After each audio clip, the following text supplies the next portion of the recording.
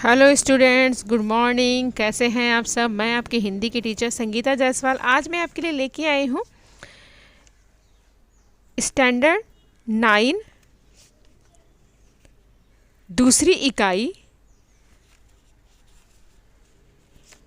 Chapter number 4 साहित्य की निष्कपट विधा है डायरी।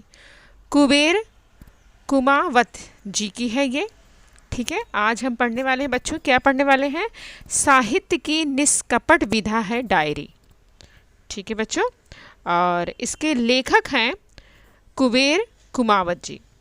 तो इस चैप्टर को शुरू करने से पहले मैं ये बताना चाहती हूँ आपको क्या क्या चीज़ें इस वीडियो में प्रोवाइड की जाएंगी। ठीक है बच्चों, तो सबसे पहले हम लेखक के बारे में पढ़ेंगे, गद्य संबंधी जाएंगे, चैप्टर रीड करूंगी, जहाँ भी कठिन शब्द आएंगे, विलोम शब्द आएंगे, ग्रामर से रिलेटेड कुछ क्वेश्चन आएंगे या पैराग्राफ से जो क्वेश्चन बनते हैं वो सारी चीज़ें मैं आपको प्रोवाइड करूंगी इस वीडियो में। और उसके बाद चैप्टर फिनिश होने के बाद पेज नंबर 38 पर जो एक्सरसाइज दी गई बच्चों, स्वाध्याय दिया गया है, वो भी कंप्लीट कराऊंगी। तो लास्ट तक बने रहिएगा इस वीडियो में, कहीं जाने की ज़रूरत नहीं है, सारे डाउट्स आपके इस वीडियो में क्लियर किए जाएंगे। तो चलिए हम स्टार्ट करते हैं। कॉपी और पेन निकाल लीजिए, कठिन शब्द आएंगे बीच बीच में, मैं आपको बताऊँगी, तो पेंसिल से आप टेक्स्ट बुक पर अपने लिख सकते हैं या आपको लिखना है तो नोटबुक पर भी लिख सकते हैं। चलिए हम स्टार्ट करते हैं। तो आज हमारा चैप्टर का नाम क्या है बच्चों? आज हमारे चैप्टर का नाम है साहित्य की निष्कपट विधा है डायरी। ठीक है, जिसके लेखक हैं कुबेर कुमावत जी। ठीक है बच्चों, चलिए हम स्टार्ट करते हैं। चलिए हम परिचय जान लेते हैं इनका। लेखक का परिचय जान लेते हैं बच्चों। लेखक हमारे हैं कुबेर कुमावत जी। आधुनिक साहित्यकारों में कुबेर कुमावत एक जाने माने नाम है।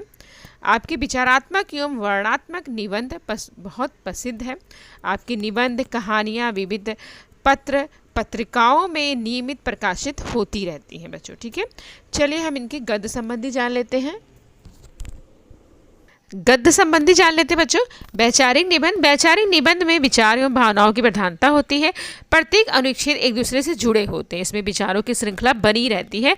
प्रस्तुत पाठ में लेखक ने डायरी विधा में लेखन की प्रक्रिया, महत्व आदि को स्पष्ट किया है। तो आज हम जो पढ़ने वाले हैं बच्चों वो डायरी विधा है। ठीक है, डायरी हम पढ़ने वाले हैं और इसके बारे में जानेंगे। चलिए हम इस चैप्टर की शुरुआत करते हैं। तो शुरुआत करने से पहले सबसे पहले आप जान लीजिए साहित्य की निष्कपट विधा। निष्कपट का अर्थ समझ लीजिए आप लोग। ठीक है, निष्कपट का अर्थ होता है बच्चों कपट रहित, कपट रहित जिसको हम बोलते हैं। ठीक है, हॉनेस्ट। तो विधा यानी कि रीत, ढंग या मॉडल को कहा जाता है। ठीक है, तो समझ गए इसका अर्थ, साहित्य की निष्कपट विधा। तो जो डायरी होती है ना बच्चों, उसमें हम कुछ भी छुपाते नहीं हैं। डायरी का मतलब क्या होता है, जैसे कि डेली के हिसाब किताब, ये सारी चीज़ों के काम आते हैं। ठीक है, लेकिन उसका अलग ही एक मतलब है, वो आज हम समझेंगे। ठीक है, इस चैप्टर के जरिए। डायरी हिंदी साहित्य की सबसे अधिक पुरानी परंतु दिन प्रतिदिन नई होती चलने वाली विधा है। यहाँ पर लेखक हैं वो कह रहे हैं कि डायरी जो है बहुत पुरानी विधा है, लेकिन ये दिन प्रतिदिन यानी कि रोज, डेली, एवरीडे, ये नई होती जा रही है। विधा यानी कि रीत, ढंग जो है इसका बदलता जा रहा है। हिंदी की आधुनिक गद्य विधाओं में अर्थात उपन्यास, कहानी, निबंध, नाटक, आत्मकथा आदि की तुलना में इसे सबसे अधिक पुराना माना जाता है। अब यहाँ पर लेखक कह रहे हैं कुबेर कुमावत जी कि हिंदी की आधुनिक जो गद्य विधाएं हैं उसमें उपन्यास यानी कि नॉवेल, कहानी यानी कि स्टोरी, निबंध यानी कि एस्से, नाटक यानी कि ड्रामा, आत्मकथा यानी कि आप बीती अपने जीवन की कथा की तुलना सबसे अधिक पुरानी मानी जाती है। और इसके ये सारी चीज़ें क्या है? प्रूफ है, यानी कि प्रमाण है। यह विधा नई इस अर्थ में है कि इसका संबंध मनुष्य के दैनिक जीवन क्रम के साथ घनिष्ठता से जुड़ा हुआ है। अब यहाँ पर लेखक कह रहे हैं कि यह विधा नई क्यों हो रही है, क्योंकि यह मनुष्य के जीवन दैनिक यानी कि डेली रूटीन में हम इसे लेते हैं। घनिष्ठता यानी कि गहरा संबंध होता जा रहा है। ठीक है, मनुष्य के साथ इसका गहरा संबंध होता जा रहा है। किसका? डायरी का। इसे अपनी भाषा में हम दैनिकी या रोजनिशी पूरे अधिकार के साथ कहते हैं, यानी कि इसके नाम अलग अलग हैं। क्या क्या नाम है, अंडरलाइन कर लीजिए, आप क्वेश्चन पूछा जाएगा कि दैनिक जीवन में इसे हम दैनंदिनी, दैनंदिनी यानी कि डायरी, दैनिकी यानी कि डेली जो हम लिखते हैं, ठीक है, रोजनिसी उसी को कहा गया, डायरी को कहा गया, अधिकार यानी कि हक, राइट जो होता है हमारा, और के साथ हम डायरी का कहते हैं, डायरी को कहते हैं यानी कि विश्लेषण, हेल्पलेस होता है, विवश यानी कि हेल्पलेस। डायरी का मतलब है इसमें तारीख वार हिसाब किताब, लेन देन के ब्यौरे आदि दर्ज किए जाते हैं। जैसा मैंने बताया था बच्चों, डायरी किस चीज़ के लिए यूज़ किया जाता है हम, कि डेली के हिसाब किताब, लेन देन जो चीज़ होती है हमारी, वो सारी चीज़ें हम इसमें लिखते हैं, ठीक है। डायरी का मतलब है तारीख वार हिसाब किताब, लेन देन के ब्यौरे आदि दर्ज किए जाते हैं। डायरी का यह अत्यंत सामान्य और साधारण परिचय है। यहाँ पे लेखक कह रहे हैं डायरी का ये बहुत ही साधारण सा, बहुत ही छोटा सा परिचय है। साधारण यानी कि स्मॉल सा परिचय, सिंपल सा परिचय है।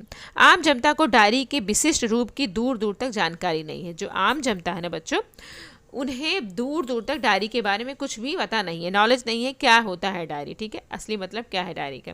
चलिए आज हम सीखेंगे डायरी का मतलब क्या होता है। आगे के पैराग्राफ देख लेते हैं। आगे के पैराग्राफ शुरू करने से पहले बच्चों हम जान लेते हैं इस पैराग्राफ से रिलेटेड कुछ क्वेश्चन। डायरी को अपनी भाषा में क्या कहते हैं, ठीक है, मैंने अंडरलाइन करने के लिए कहा भी था। तो दैनंदिनी, दैनिकी और रोजनिसी, ठीक है, अंडरलाइन कर लीजिए आप लोग, समझ में गए। और यहाँ पर आगे के पैराग्राफ स्टार्ट करते हैं। हिंदी साहित्य के विकास, उन्नति एवं उत्कर्ष में दैनंदिनी का योगदान अतुल्य है। विकास यानी कि ग्रोथ, उन्नति यानी कि ऊंचाई, प्रोग्रेस, उत्कर्ष यानी कि उन्नति, ऊपर खींचना, ठीक है बच्चों। दैनंदिनी यानी कि डेली, योगदान यानी कि रोल, और अतुल्य यानी कि बेजोड़। कठिन शब्द लिखते जाइए बच्चों। तो यहाँ पर लेखक जो है वो कह रहे हैं कि हिंदी साहित्य के विकास में उन्नत और उत्कर्ष यानी कि उन्नति करना, प्रोग्रेस करना, डेली का जो योगदान है वो क्या है, बहुत ही अतुल्य है, बेजोड़ है। यह विडंबना ही है कि उसकी अब तक हिंदी में उपेक्षा ही होती आई है। विडंबना यानी कि उतारना, यानी कि अवहेलना करना, ठीक है। तो हिंदी में उपेक्षा यानी कि अवहेलना करना, इग्नोर कर देना, हिंदी में उसकी इग्नोर किया गया, किसको, डायरी को, ठीक है। कोई इसे पिछड़ी विधा तो कोई इसे अद्भुत साहित्य विधा मानता है। तो यहाँ पर लेखक कह रहे हैं कि कोई उसे पिछड़ी विधा में कहता है, आदित्य यानी कि आधा, अधधरा जिसको कहते हैं, ठीक है, साहित्य विधा मानते हैं, यानी कि उच्च कुल का नहीं मानते उसे, पिछड़ी जाति का मानते हैं, किसको, डायरी को, ठीक है। एक विद्वान तो यहाँ तक कहते हैं कि डायरी कुलीन विधा नहीं है। अब यहाँ पे एक विद्वान है जो कहते हैं कि डायरी जो है कुलीन विधा नहीं, यानी कि उच्च कुल की विधा नहीं है, अच्छी नस्ल की विधा नहीं है, ठीक है। साहित्य और उसकी विधाओं के संदर्भ में कुलीन आकुलीन का भेद करना साहित्य गरिमा के अनुकूल नहीं है। अब यहाँ पर लेखक जो है वो कह रहे हैं कि साहित्य और उसकी विधाओं के संदर्भ में कुलीन और आकुलीन यानी कि निम्न श्रेणी, ठीक है, का भेद करना साहित्य गरिमा यानी कि महिमा के अनुकूल नहीं होता, यानी कि मेल नहीं खाता ये सारी चीज़ें, ठीक है, अच्छा नहीं लगता है। सभी विधाएं अपनी अपनी जगह पर अत्यधिक प्रमाण में मनुष्य के भाव जगत, विचार जगत और अनुभूत जगत का प्रतिनिधित्व करती हैं। यहाँ पर लेखक कह रहे हैं जो सभी विधाएं हैं अपनी अलग अलग उनके प्रमाण है, मनुष्य के भाव जगत हो या विचार जगत हो या अनुभूति जगत हो, वहाँ पर प्रतिनिधित्व का कठिन शब्द लिख लीजिए, प्रतिनिधि यानी कि प्रतिनिधि का भाव, ठीक है, प्रस्तुत करती हैं। वस्तुतः मनुष्य का जीवन ही एक सुंदर किताब की तरह है। मनुष्य का जीवन कैसा होता है बच्चों, एक सुंदर किताब की तरह, और यदि इस जीवन का अंकन मनुष्य जस का तस किताब रूप में करता है तो उसे किसी भी मानवीय दृष्टिकोण से डायरी में मनुष्य अपने अंतर जीवन एवं बाह्य जीवन की लगभग सभी स्थितियों या यथास्थिति अंकित करता है। अब लेखक कह रहे हैं कि डायरी में मनुष्य क्या करता है, अंतर जीवन यानी कि अंदर की जो चीज़ें होती हैं, और बाह्य जीवन यानी कि जीवन बाहर के जो जीवन होता है हमारा, एक हमारा अंदर का जीवन होता है, एक हमारा बाहर का जीवन होता है। कुछ चीज़ें हम बहुत सारे लोगों के साथ शेयर नहीं करते हैं, ठीक है। तो वो सारी चीज़ें स्थित और यथा स्थित यानी कि अथय या स्थित का कठिन शब्द लिख लीजिए, पूर्व की स्थिति को बनाए रखने की अवस्था, ठीक है। अंकित करना यानी कि लिखा हुआ। तो कभी कभी क्या चीज़ें होती हैं, जीवन के अन्य द्वंद्व वर्जनाओं, पीड़ाओं, यातनाओं, दीर्घ अवसाद के क्षणों एवं अनेक विरोधाभासों के बीच संघर्ष में अपने आप को स्वस्थ, मुक्त एवं प्रसन्न रखने की प्रक्रिया है डायरी, ठीक है बच्चों। तो द्वंद्व एक व्यक्ति का मनोवैज्ञानिक संघर्ष होता है, ठीक है बच्चों। और यहाँ पर उसकी जो मनाही वर्जनाओं यानी कि उसकी जो मनाही रहती है, उसकी जो पीड़ा रहती है, उसकी जो यातना रहती है, दीर्घ यानी कि सुस्ती, अवसाद यानी कि थकावट जो रहते हैं, उन क्षणों में वो विरोधाभास यानी कि विरोध का वर्णन होते हुए विरोध का आभास हो, बीच में वो अपने आप को स्वस्थ, मुक्त एवं प्रसन्न रखने की प्रक्रिया है, क्या है, डायरी है, ठीक है बच्चों। इसलिए अपने रूप में डायरी प्रकाशन यानी कि पब्लिकेशन या प्रकाश करने की क्रिया को कहा जाता है। कठिन शब्द लिख लीजिए आप लोग, आगे देखते हैं हम लोग। योजना का भाग नहीं होती और ना ही लेखकीय महत्वाकांक्षा के रूप में होती है। लेखनीय यानी कि किसी लेखक से संबंधित, महत्वाकांक्षा यानी कि बड़ा बनने की आकांक्षा, ठीक है। साहित्य की अन्य विधाओं के पीछे उसका प्रकाशन और तत्पश्चात प्रतिष्ठा प्राप्त करने की मनसा होती है, ठीक है।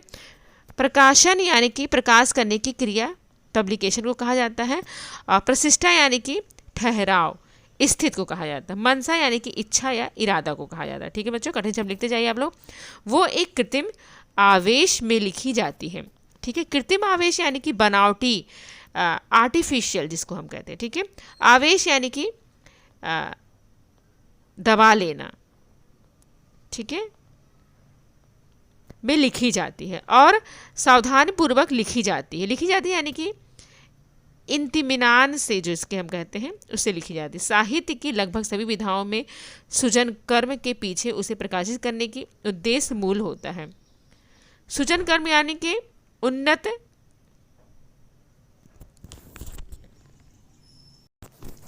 जन्म या उत्पन्न से है, ठीक है बच्चों। और डायरी में एक बात यह है कि हिंदी में आज लगभग 150 डायरियाँ प्रकाशित हैं, और इसमें से अधिकांश डायरीकारों के देहांत के बाद प्रकाशित हुई हैं। यानी कि यहाँ लेखक बता रहे हैं कि 150 के करीब डायरियाँ प्रकाशित हो चुकी हैं, और जितने भी डायरीकार हैं ना बच्चों, लेखक हैं डायरी के, उनकी मृत्यु के बाद ही ये सारी चीज़ें प्रकाशित हुई हैं। कुछ तो अपने अंकित कलानुक्रम के 100 वर्ष बाद प्रकाशित हुई, यानी कि जो लिखी गई थी डायरियाँ बच्चों, 100 वर्ष के बाद वो सारी चीज़ें प्रकाशित हुई हैं। चलिए देख लेते हैं इस पैराग्राफ से रिलेटेड क्या क्या चीज़ें हैं। यहाँ पे बच्चों अवसाद शब्द आया है। अवसाद का शब्द समृद्धा हमें लिखना है, ठीक है बच्चों। अवसाद का शब्द समृद्धा लिखना है। अवसाद यानी कि दुख, ठीक है। बेलांग आया है, बेलांग यानी कि बिना आधार के। और यहाँ पे विलोम शब्द आया है अस्वस्थ यानी कि स्वस्थ, और कठिन का होगा सरल, ठीक है बच्चों, ये पता ही होगा आपको। चलिए देख लेते हैं आगे के पैराग्राफ हम। डायरी के लिए विषय वस्तु का कोई बंधन नहीं है। मनुष्य की अनुभूति एवं अनुभव जगत से संबंधित छोटी से छोटी एवं तुच्छ बात, प्रसंग, विचार एवं दृश्य आदि की विषय वस्तु बन सकते हैं, और यह डायरी में तभी आ सकता है। यहाँ पर लेखक जो है वो कह रहे हैं डायरी के लिए विषय वस्तु कोई मतलब नहीं रखता है, विषय वस्तु, ठीक है। मनुष्य की अनुभूति जो होती है, ठीक है, और अनुभव जो होता है उससे संबंधित छोटी से छोटी तुच्छ यानी कि महत्वहीन बात भी उसके प्रसंग के विचार के दृश्य में विषय वस्तु वो सारी चीज़ें बन सकती हैं और यह डायरी में तभी आ सकती हैं जब डायरीकार अपने जीवन एवं परिवेश के प्रति दृष्टिकोण उदार एवं तटस्थ हो तथा अपने आप को व्यक्त करने की भावना बेलांग निष्कपट एवं सच्ची हो। यानी कि कोई भी बात हो सकती है।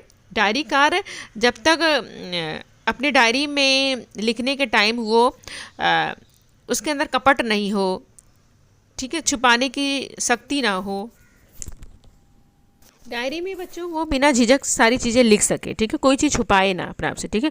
बेलांग यानी कि खरा, बेलांग यानी कि खरा, निष्कपट यानी कि कपट रहित। कठिन शब्द आया बच्चों, लिख लीजिए। डायरी साहित्य की सबसे अधिक स्वाभाविक, सरल एवं आत्म प्रकटीकरण की सादगी से युक्त विधा है। यहाँ पर डायरी कैसी विधा है बच्चों?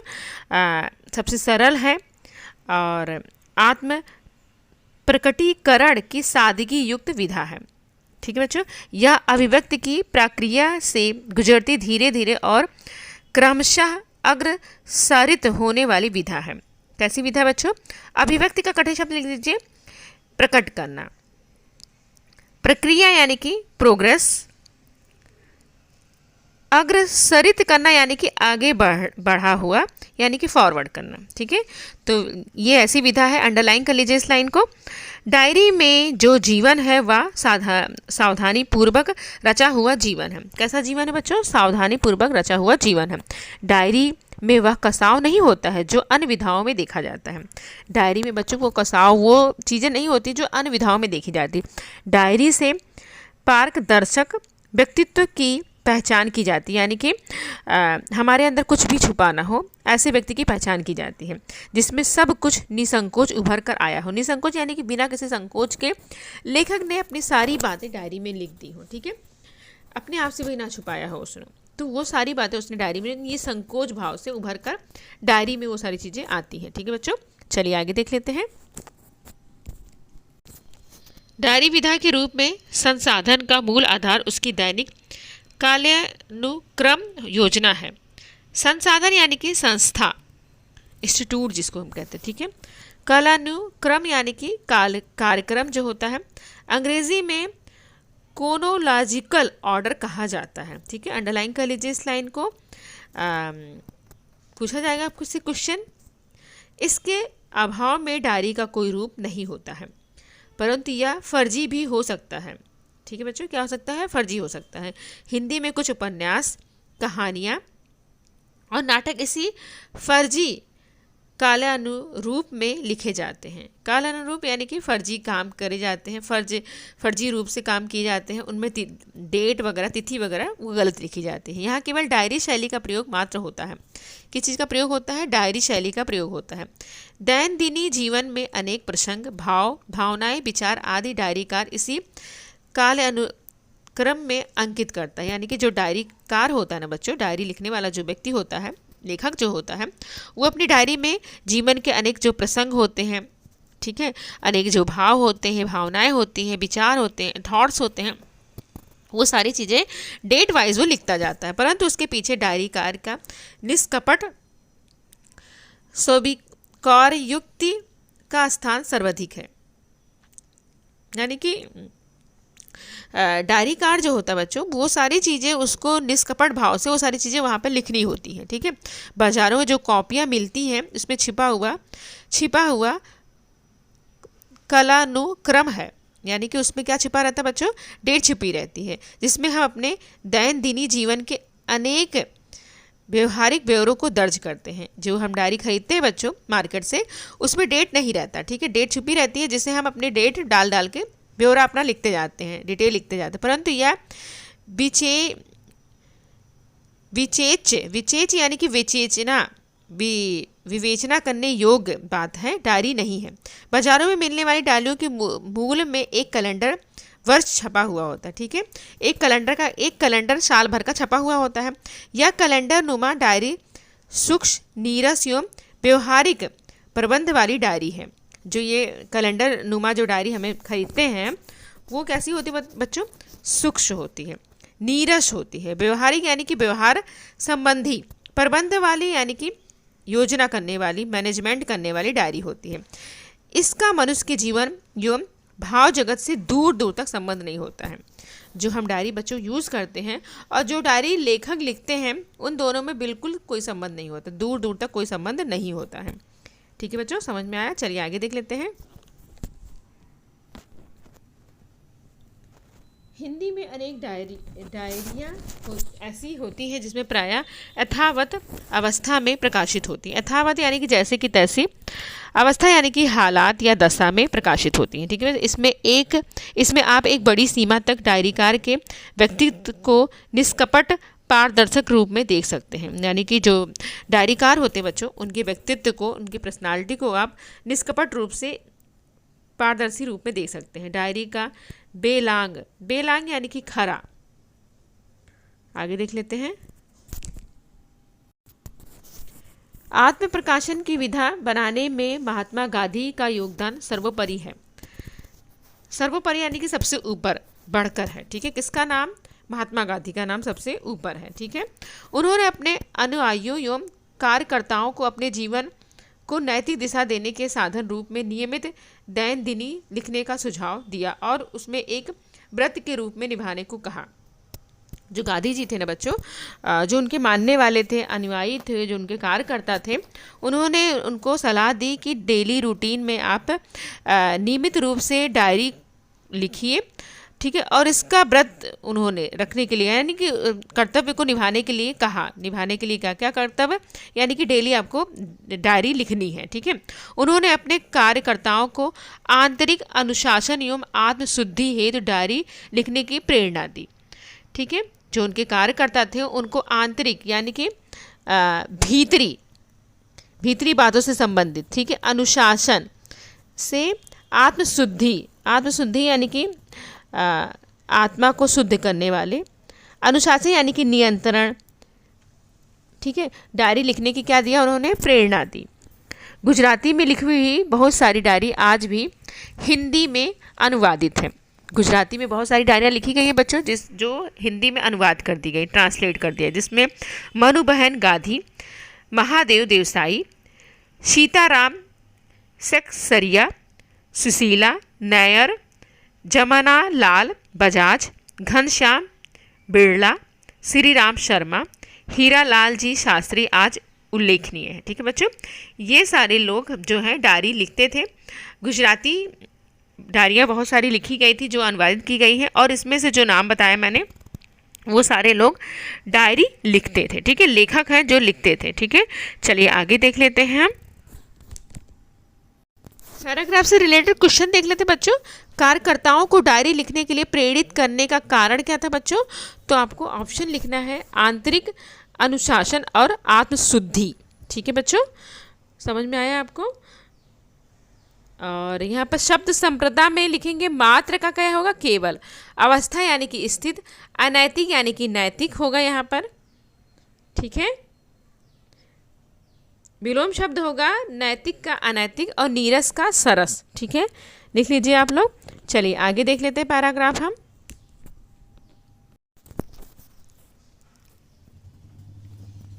निष्कपट आत्म स्वीकृत युक्त प्रविष्टों की दृष्टि से हिंदी में आज अनेक डायरियां प्रकाशित हुई हैं। आत्म स्वीकृत युक्त यानी कि जिसका प्रवेश हो चुका हो, दृष्टि यानी कि देखने की शक्ति, साइट। ठीक है, हिंदी में अनेक डायरियां प्रकाशित हो चुकी हैं जिसमें अंतरंग जीवन के अनेक दृश्यों एवं स्थितियों की प्रस्तुति है। ठीक है, ऐसी डायरियां प्रकाशित हो चुकी हैं बच्चों जिसमें अनेक दृश्यों को हम देख सकते हैं, जिसमें डॉक्टर धीरेन्द्र वर्मा, शिव पूजन सहाय, नरदेव शास्त्री, वेद तीर्थ, गणेश शंकर, विद्यार्थी, रामेश्वर टटीटिया, रामधारी सिंह दिनकर, मोहन राकेश, मलयज मीना कुमारी, बाल कवि बैरागी आदि की डायरियाँ उल्लेखनीय है। ठीक है बच्चों, इन सारे लेखकों के लेखिकाओं के नाम आप अंडरलाइन कर लीजिए, आपसे पूछा जाएगा। ठीक है, कुछ निष्कपट प्रविष्टों, प्रविष्टों यानी कि जिसका प्रवेश हो चुका हो। काफ़ी मार्मिक, मार्मिक यानी मर्म संबंधी, ठीक है। एवं हृदय स्पर्शी यानी कि हृदय से जुड़ी हुई, टचिंग जिसको हम कहते हैं, ठीक है, जुड़ी हुई हो। मीना कुमारी अपनी डायरी में एक जगह लिखती है कि जिंदगी की उतार चढ़ाव जहाँ यहाँ तक ले आए कि कहानी लिखूं, या कहानी जो नहीं है मेरा अपना आप है, आप अब उसने मुझे छोड़ दिया है, तो जी चाह रहा है कि सब उगल दूं। मलयज अपनी डायरी में लिखते हैं कि 29 दिसंबर 59 को लिखते हैं, शायद सब कुछ मैंने भावनाओं के सत में ही पाया है, कुछ नहीं होता, मैं ही सब कल्पित कर लिया हूँ। कल्पित यानी कल्पना कर लिया हूँ। संकेत मिलते हैं, पूरा चित्र खड़ा कर देता है। डॉक्टर धीरेन्द्र वर्मा अपनी डायरी में लिखते हैं कि 19/11/1921 के दिन लिखते हैं कि राष्ट्रीय आंदोलन में भाग न लेने के कारण मेरे हृदय में कभी कभी भारी संग्राम होने लगा। संग्राम यानी कि युद्ध, लड़ाई होने लगा। जब हम पढ़े लिखे एवं समझदार लोगों ने ही कायरता दिखाई, कायरता यानी कि डरपोकपना दिखाया, तब औरों से क्या आशा की जा सकती है। सच तो यह है कि भले घरों के पढ़े लिखे लोगों ने बड़ी ही कायरता दिखाई थी। ठीक है बच्चों, चलिए आगे देख लेते हैं हम। अपने जीवन की सच्चाई, निष्काय पारदर्शी छवि को रखने में डायरी साहित्य का उत्कृष्ट माध्यम है। निष्काय यानी कि बिना कामना की किया जाने वाला काम, ठीक है। और उत्कृष्ट यानी कि श्रेष्ठता, वो सारी चीज़ें क्या है, एक माध्यम है। डायरी जीवन का अंतर्दर्शन है। अंतर्दर्शन यानी कि मन की परख, यानी कि भीतर निगाह डालना, जो हमारे अंदर जो चीज़ें रहती छुपाए रहते हैं उस पर वो निगाह डालते, ठीक है। अंतरंगता के अभाव में डायरीकार की निजी भावनाओं, विचारों एवं प्रतिक्रियाओं के द्वारा अंकित उसके अपने जीवन एवं परिवेश का दस्तावेज है, ठीक है। अंतर्गता यानी कि किसी व्यक्ति या कुछ चीज़ के बारे में जो अभाव रहता है, डायरीकार अपनी निजी भावनाओं को लिखता है, विचारों को लिखता है, वो सारी चीज़ें उसमें वो अंकित करता है। परिवेश यानी कि दस्तावेज करना, यानी कि डॉक्यूमेंट्स करना, ठीक है। या एक अच्छी, सच्ची एवं सादगी युक्त डायरी के लिए डायरीकार का सच्चा, साहसी या ईमानदार होना आवश्यक है। अंडरलाइन कर लीजिए, कैसा होना चाहिए, डायरीकार को सच्चा, साहसी और ईमानदार होना चाहिए। डायरी अपनी रचना प्रक्रियाओं में मनुष्य के जीवन में यहाँ आंतरिक अनुशासन बनाए रखती है। आंतरिक यानी कि अंदर का, अनुशासन यानी कि नियंत्रण बनाए रखती है। वही मनोवैज्ञानिक संतुलन बनाने का ही कार्य करती है। मनोवैज्ञानिक यानी मन में उठने वाली विवेचना, विचारों को संतुलित करती है, ठीक है। ये चैप्टर यहीं पे फिनिश होता है। चलिए आगे की एक्सरसाइज हम देख लेते हैं बच्चों, और ये से पैराग्राफ से रिलेटेड कुछ क्वेश्चंस हैं वो देख लेते हैं बच्चों। तो डायरीकार का ऐसा होना चाहिए, कैसा होना चाहिए, अंडरलाइन कराया था मैंने, सच्चा, साहसी और ईमानदार होना चाहिए, ठीक है बच्चों। और यहाँ पर डायरी विधा का निरालापन क्या है बच्चों, तो यहाँ पर उसका निरालापन है स्वाभाविक, सरल और अग्रसरित और आत्म प्रकटीकरण होना चाहिए, ठीक है बच्चों। चलिए चैप्टर से रिलेटेड कुछ क्वेश्चंस हैं वो देख लेते हैं हम लोग। क्वेश्चन देखने से पहले बच्चों हम शब्द संचार देख लेते हैं, क्योंकि कुछ शब्द मैंने बताए थे और किसी ने लिखे होंगे, कुछ नहीं लिखे होंगे, तो वीडियो पॉज करके यहाँ पर आप लिख सकते हैं। निष्कपट यानी कि छल रहित, सीधा। मनोवैज्ञानिक यानी कि मन में उठने वाले विचार, विवेचना को कहा जाता है। संतुलन यानी कि दो पक्षों के बल बराबर रखना। कायरता यानी कि डरपोक को कहा जाता है। दैनंदिनी यानी कि दैनिकी। गरिमा यानी कि महिमा या महत्व को कहा जाता है। वर्जना यानी कि रोक लेना। और मसा यानी कि इच्छा। बेलांग यानी कि बिना आधार के। फर्जी यानी कि नकली। कसाव यानी कि कसने की इच्छा। स्थित। विवेच्य यानी कि उसकी विवेचना की जाना। सर्वोपरि यानी कि सबसे ऊपर। और मुहावरा है बच्चों, दूर दूर तक संबंध ना, यानी कि कुछ भी संबंध ना होना। चलिए एक्सरसाइज हम देख लेते हैं। यहाँ पे पेज नंबर 38 पे आ जाइए बच्चों, ठीक है। पहला क्वेश्चन आया है हमारा, संजाल पूर्ण कीजिए। डायरी विधा का निरालापन, 4 बॉक्स दिए गए हैं आपके सामने, चारों बॉक्सों को आपको कंप्लीट करना है, ठीक है बच्चों। डायरी विधा का निरालापन क्या है, वो चारों बॉक्स आपको कंप्लीट करने हैं। आ रहा है आपको आंसर, चलिए आ रहा तो बहुत अच्छी बात है, नहीं आ रहा कोई बात नहीं, मैं आपकी हेल्प करती हूँ, इस आंसर को मैं आपको बताती हूँ। चलिए लिखिए इसका उत्तर क्या होता है। ठीक है, डायरी विधा का निरालापन, आपको 4 बॉक्स दिए गए हैं, चारों बॉक्सों में एक एक करके हम लिखेंगे। पहला आप लिखिए स्वाभाविक, पहला क्या लिखेंगे? स्वाभाविक। दूसरा आपको लिखना है सरल, तीसरा लिखना है क्रमशः अग्रसरित, और चौथा आपको लिखना है आत्म प्रकटीकरण। ठीक है, 4 दिए गए हैं, चारों पॉइंट मैंने आपको बता दिए हैं। लिख लीजिए आप लोग उत्तर इसका, वीडियो पॉज करके भी लिख सकते हैं। चलिए आगे के क्वेश्चन हम देख लेते हैं बच्चों। क्वेश्चन नंबर 2 पे जाएंगे हम। दूसरा क्वेश्चन है आपका क्रोनोलॉजिकल ऑर्डर किसे कहा जाता है? ठीक है बच्चों, इसका उत्तर आपको लिखना है किसे कहा जाता है। चलिए मैं आपको इसका उत्तर भी बता देती हूँ। डायरी की दैनिक कालानुक्रम योजना को क्रोनोलॉजिकल ऑर्डर कहा जाता है। ठीक है बच्चों, लिख लीजिए, वीडियो पॉज करके इसका आंसर आप लोग, उत्तर लिख लीजिए आप लोग। चलिए आगे बढ़ते हैं हम। अर्थ लिखना है, क्वेश्चन नंबर 3 पे जाएंगे। अर्थ लिखना है अवसाद और दस्तावेज। मैंने बताया भी था चैप्टर रीड करने के टाइम, किसी ने ध्यान दिया होगा तो लिखा होगा, नहीं ध्यान दिया होगा कोई बात नहीं, मैं आपको बता देती हूँ। अवसाद का क्या होता है? दुख होता है बच्चों। ठीक है, अवसाद का क्या होता है बच्चों? दुख होता है। आगे क्वेश्चन और भी है, दस्तावेज, उसका लिखना है हमें, दस्तावेज का होता है प्रालेख। ठीक है, दस्तावेज का क्या होता है? प्रालेख होता है। ठीक है बच्चों, लिख लिया होगा। अब हमारा आ गया है ख। क्वेश्चन नंबर 3 का ख हमें कंप्लीट करना है, लिंग परिवर्तन करना है। ठीक है बच्चों, चलिए उसको भी लिख लेते हैं। लेखक का लिंग परिवर्तन लिखना है, विद्वान का लिंग परिवर्तन लिखना है आपको। ठीक है बच्चों, आ रहा है आपको लिखने के लिए। चलिए मैं आपको बता देती हूँ इसका उत्तर क्या लिखना है आपको। लिंग परिवर्तन आपको लिखना है लेखक और विद्वान। बहुत इजी है, बहुत स्मार्ट बच्चे हैं आप लोग, फटाफट कर लेंगे। और देख लीजिए एक बार, मैं आपको बता देती हूँ इसके आंसर आपको। और इसका उत्तर होता है बच्चों, लेखक का लेखिका होगा विलोम लिंग परिवर्तन, और विद्वान का विदुषी होगा। ठीक है बच्चों, विद्वान का क्या होगा? विदुषी होगा लिंग परिवर्तन। तो ये वीडियो यहाँ पे समाप्त होता है, चैप्टर भी समाप्त होता है। तो आशा है आपको ये वीडियो समझ में आया होगा, अच्छा लगा होगा, और सारे डाउट आपके क्लियर होंगे। तो थैंक यू सो मच ये वीडियो देखने के लिए, लास्ट तक बने रहने के लिए। बाय बाय बच्चों।